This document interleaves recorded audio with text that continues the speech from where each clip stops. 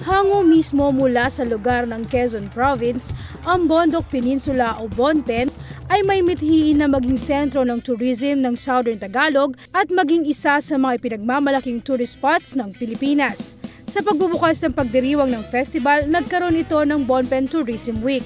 Nagmula sa 12 bayan ng ika-3 distrito ng Quezon sa pangunguna ni Kagalang-galang Lourdes Bunso de Luna Pasachempo, Senior Board Member kinatawan sa Sangguniang Panlalawigan ng ika-3 distrito ng Quezon at kasalukuyang Chairperson ng Bondok Peninsula Tourism Council.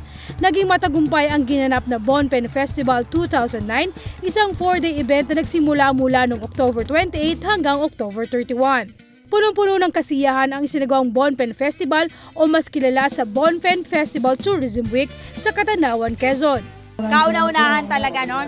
Yung pinaka-sector na very active, makita po namin maging street dancing, maging sa float parade, slogan making contest, sa lahat ng ating mga ginawang activities. Bilang highlight, nagkaroon ng street dancing competition, float parade, higher level dance sport, slogan making contest at Miss Bonpen Beauty Pageant.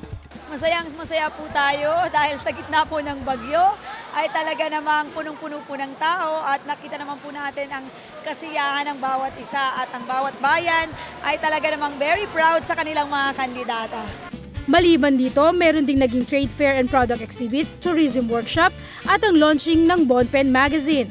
Well, unang-una, isang napakagandang pagkakataon yan na makita ng buong bansang Pilipinas at syempre ng buong mundo yung husay, talento ng mga kababayan ko dito sa Bondok Peninsula. First sa Bonpen ito and first dito sa Catanawan and tuloy-tuloy na to. Talagang todo na to. Although marami kami pinagdaanan pero nakakatuwa dahil yung suporta ng mga tao. Play sa Alibihaban, dun sa cover shoot niya. Sobrang different siya because sobrang white ng sand.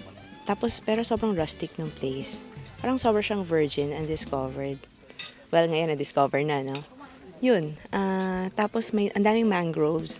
Parang nakakatuwa kasi we all know that that would help the environment, diba? Kumbaga, they're preserving talaga yung lugar.